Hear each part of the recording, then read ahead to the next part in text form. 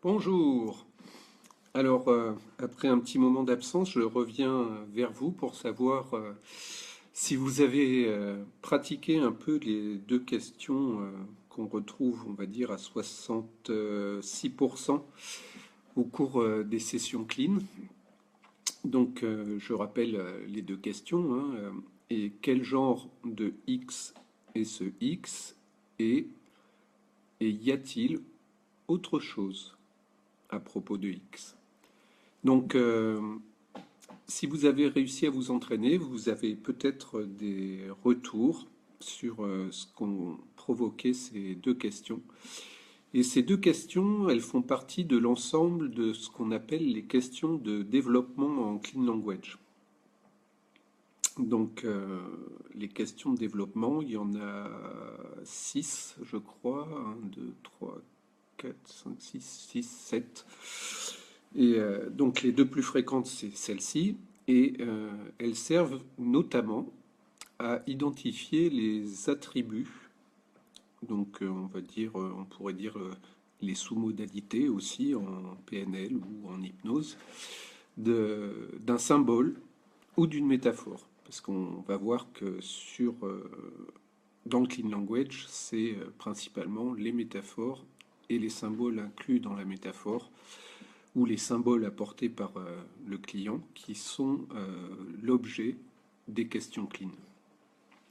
Donc ces deux questions font partie des questions de développement et elles sont principalement dirigées pour, on va dire, recueillir de l'information.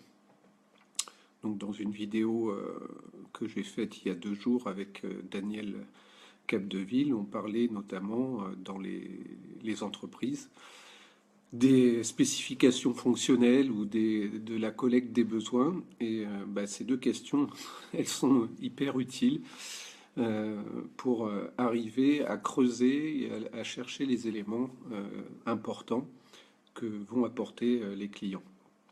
Donc elles permettent de devenir spécifiques, très spécifiques même, d'écouter aussi les métaphores cachées parce que on se rend compte que bon, on disait qu'on utilise 6 métaphores par minute en moyenne, donc ça c'est ce qui a été défini par les Anglais, mais on retrouve dans tous les types de langues à peu près cette fréquence d'utilisation des métaphores.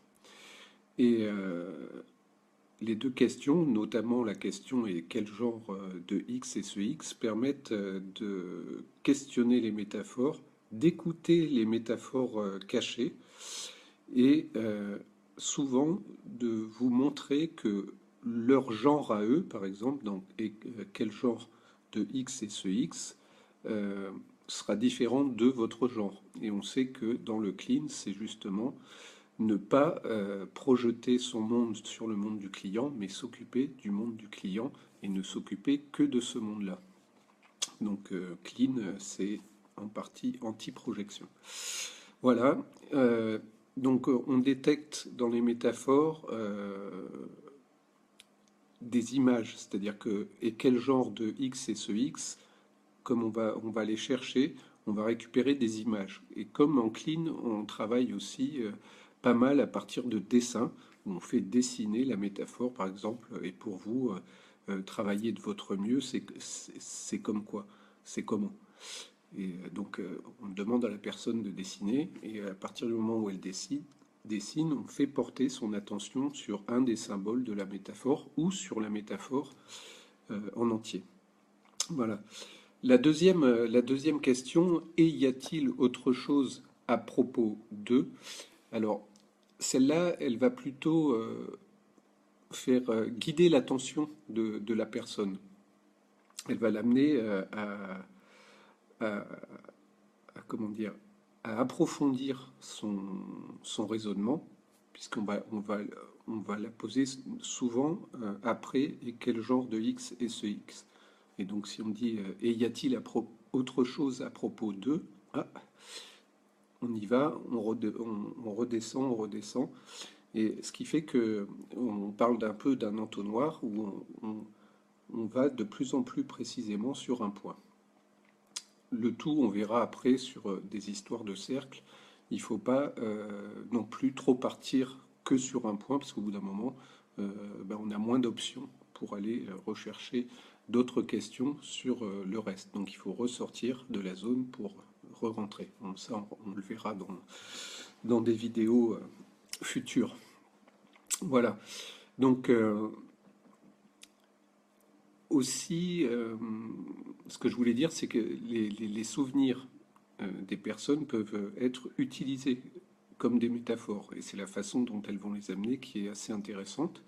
Et il faut aussi s'intéresser pas mal dans les métaphores au verbe. Parce que le verbe va être souvent une action, euh, active ou passive, et ce qui va entourer le verbe va souvent ne pas avoir de lien avec le verbe tel qu'on pourrait l'employer couramment. Par exemple, je prends le verbe avoir et j'ai de l'argent.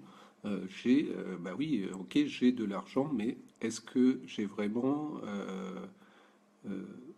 de l'argent au sens c'est de la monnaie, c'est de l'argent, argent, voilà.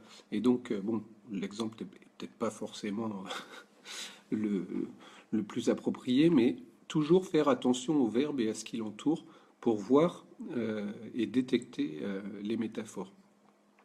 Et c'est à ce moment-là qu'on peut aussi poser la question, et y a-t-il autre chose à propos d'eux pour diversifier et voir ce à quoi la personne fait référence, parce que ça n'est pas forcément ce à quoi nous on fait référence. Et d'ailleurs, ce à quoi nous on fait référence, on s'en fiche. Voilà. Donc, et quel genre d'eux et y a-t-il autre chose à propos d'eux? Il ne faut pas hésiter à poser plusieurs fois la question, car plus vous voulez d'informations et plus vous devez poser ces questions pour aller chercher vraiment des éléments sur lesquels travailler. Voilà. Voilà, c'est si vous avez des retours, vous, sur votre expérience à l'utilisation de ces petites questions, n'hésitez pas. À bientôt et bah, bon week-end parce qu'on est samedi. Au revoir.